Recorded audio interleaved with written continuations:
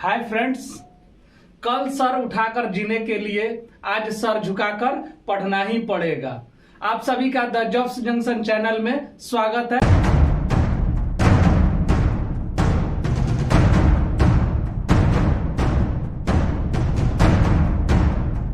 और अब हम लोग आज के टॉपिक को शुरू करेंगे।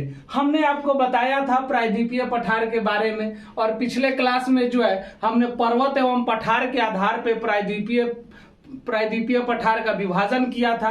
तो उसी में से जो है हमारा अगला और आज का टॉपिक है वह है आपका अरावली पर्वत। आज हम लोग देखेंगे कि अरावली पर्वत का निर्माण कब हुआ, कैसे हुआ, इसका क्षेत्र कहाँ है। अगर हम बात करें भारत के मैप का, अगर इस भारत के मैप को देखें जो कि रफली मैप है समझने के लिए, तो अरावली पर्वत का जो विस्तार है आपको गुजरात के पालमपुर से लेकर के दिल्ली के रिज की पहाड़ी तक है। कहां से कहां तक है? गुजरात से लेकर के, गुजरात के पालमपुर से लेकर के दिल्ली के मजरू के टीला तक जो है स्थित है। क्लियर है? उसके बाद अगर हम बात करते हैं कि विस्तार किन किन राज्यों में है अरावली पर्वत का, तो गुजरात, राजस्थान और दिल्ली। ठीक है। और सबसे ज्यादा विस्तार की बात करेंगे तो वो हो जाएगा आपका राजस्थान में। कहां पे हो जाएगा? राजस्थान में। और टोटल लंबाई की बात करेंगे कि अरावली पर्वत का टोटल लंबाई कितना है, वह हो जाएगा आपका 800 किलोमीटर। और सर्वाधिक विस्तार जो है वह है आपका राजस्थान में। कहां पे है? राजस्थान में। हमने क्या क्या देखा कि गुजरात के पालमपुर से लेकर के दिल्ली के मजनू का टीला तक। मजनू का टीला जो है पहाड़ का ही भाग है ना। मजनू का टीला ऐसा नहीं है जो आप सोच रहे हैं। तो अब बात करते हैं कि गुजरात में जो है किस नाम से जानते हैं, राजस्थान में किस नाम से जानते हैं, और दिल्ली में किस नाम से जानते हैं। तो अगर हम दिल्ली की बात करेंगे तो अरावली पर्वत को रिज के नाम से जानते हैं। उसके बाद राजस्थान में जो है इसे जरघा के नाम से जानते हैं। किस नाम से जानते हैं? जरघा के नाम से जानते हैं। और गुजरात में हम लोग इसे अरावली पर्वत के नाम से जानते हैं। क्लियर है? अब हम बात करेंगे कि अरावली पर्वत जो है वह विश्व की सबसे प्राचीनतम वलित पर्वत है। अगर प्रश्न पूछ दे कि अरावली पर्वत जो है विश्व की क्या है, तो सबसे प्राचीनतम वलित पर्वत है। हम लोग स्पेशली जो पर्वत पढ़ेंगे वहां पे हम लोग पढ़ेंगे कि पर्वत कितने प्रकार के होते हैं, वलित पर्वत क्या होता है ना। तो यहाँ पे क्या हो गया? अरावली पर्वत विश्व की सबसे प्राचीनतम वलित पर्वत श्रेणी है। ठीक है। उसके बाद अरावली पर्वत जो है वह आपका, इसका निर्माण की बात करेंगे तो प्री कैम्ब्रियन काल में हुआ था। कब हुआ था? प्री कैम्ब्रियन काल में अरावली पर्वत का निर्माण हुआ था। मतलब जो हिमालय वगैरह की उत्पत्ति हुई है उससे बहुत 100 साल पहले से ही जो है प्रायद्वीपीय पठार स्थित था। क्लियर है? उसके बाद अगर हम बात करेंगे यहाँ इसका आकार कैसा है, तो यह प्राचीनतम मोड़दार अवशिष्ट पर्वत है।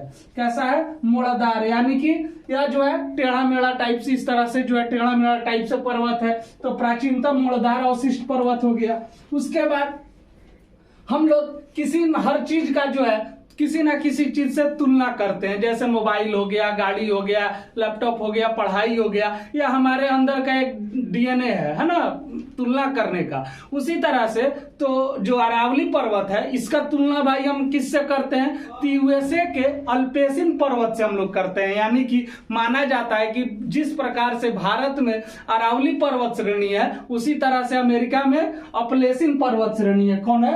अपलेसिन पर्वत श्रेणी से की जाती है। क्लियर है? उसके बाद विस्तार हमने चर्चा किया कि गुजरात, राजस्थान तथा दिल्ली तक जो विस्तृत है। उसके बाद बात करेंगे कि राजस्थान में इसे जरघा तथा दिल्ली में इसे रिज के नाम से जानते हैं। अगला हमारा पॉइंट है वो है दिल्ली में राष्ट्रपति भवन रायसेन की पहाड़ी इसी अरावली पर्वत का हिस्सा है। मतलब जो दिल्ली में स्थित राष्ट्रपति भवन है, रायसेन की पहाड़ी है, वह किसका हिस्सा है? तो अरावली पर्वत का हिस्सा है। ठीक है। और अरावली पर्वत क्या है? एक प्रायद्वीपीय पर्वत है। क्लियर है? अब हम बात करते हैं कि अरावली पर्वत जो है इसकी सर्वोच्च चोटी कौन सी है ना। तो अगर सर्वोच्च चोटी की बात करेंगे तो अरावली पर्वत का सर्वोच्च चोटी जो है वह आपको गुरु शिखर है। कौन है?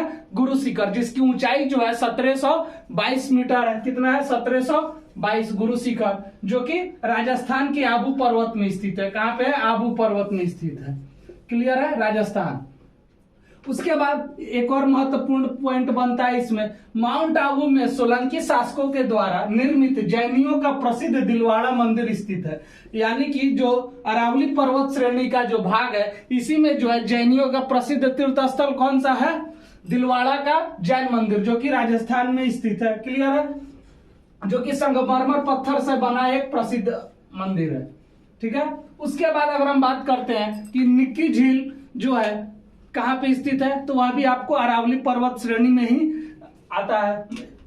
नक्की झील की तो वह कहाँ स्थित है? तो अभी जो है अरावली पर्वत श्रेणी के माउंट आबू में स्थित है। नक्की झील कहाँ हुआ? माउंट आबू में स्थित है। अब हम बात करते हैं अरावली के पश्चिम में औसतन ज्यादा वर्षा तथा पूर्वी भाग में औसतन कम वर्षा होता है। यानी कि जो अरावली पर्वत श्रेणी है उसके पश्चिम भाग में क्या होता है? ज्यादा वर्षा होता है और सबसे पूर्वी भाग में सबसे कम वर्षा होता है। अगर इसको मैप के अनुसार देख लेते हैं, इस तरह से हमारा इंडिया है और यहाँ से जो है लेकर के यहाँ तक विस्तार है अरावली पर्वत श्रेणी का। गुजरात हो गया, बीच में राजस्थान आता है और यहाँ पे डीएल आ जाएगा, दिल्ली आ जाएगा। तो यह जो होगा वो आपका पश्चिमी भाग होगा। कौन सा भाग होगा?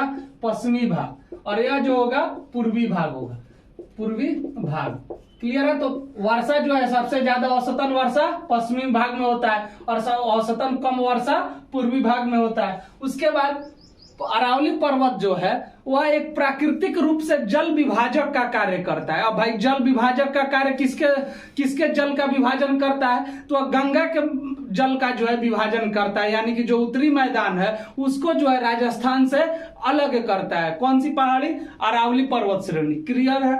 यहाँ पे आपको मिल जाएगा अरावली एक प्राकृतिक जल विभाजक है, यह राजस्थान को गंगा के मैदान से अलग करता है। अब हम बात करते हैं 2-3 और महत्वपूर्ण पॉइंट है अरावली पर्वत से रिलेटेड, कि अरावली पर्वत से ही जो है एक नदी निकलती है, वह नदी है लूनी नदी। कौन सी नदी है भाई? लूनी नदी है। और लूनी नदी जो है विश्व की एकमात्र नदी है जो समुद्र तक नहीं पहुंचती है। मतलब वह गुजरात के कच्छ के रण तक ही आकर के खत्म हो जाती है। ठीक है। और लूनी नदी के बारे में हम लोग विस्तृत तौर पे नदी तंत्र में पढ़े हुए हैं। वहां पर अरब सागर में गिरने वाली नदी वाला जो वीडियो है उसमें आपको इसका विस्तृत डिटेल मिल जाएगा। तो लूनी नदी भी कहां से निकली? अरावली पर्वत श्रेणी से निकली। ठीक है। उसके बाद इसकी जो है 2-3 सहायक नदियां हैं महत्वपूर्ण, जैसे जवई, सुसेवई है ना, सुखोई। ये सब नदियां भी जो है अरावली पर्वत श्रेणी से निकलती है और लूनी में आके मिलती है। और लूनी जो है अरावली पर्वत से निकल के गुजरात के कच्छ के रण तक जो है आकर के समाप्त हो जाती है। यानी कि यह जमीन में ही खत्म होने वाली दुनिया की पहली नदी है जो जमीन तक ही पहुंच पाती है, समुद्र तक नहीं पहुंच पाती है। और यह हमारा अरावली पर्वत से रिलेटेड जितने भी महत्वपूर्ण पॉइंट थे उसको हमने देखा। और अभी तक अगर आपने द जॉब्स जंक्शन चैनल को सब्सक्राइब नहीं किया है तो उसको जल्दी से सब्सक्राइब कर दीजिए और बने रहिए हमारे साथ। धन्यवाद।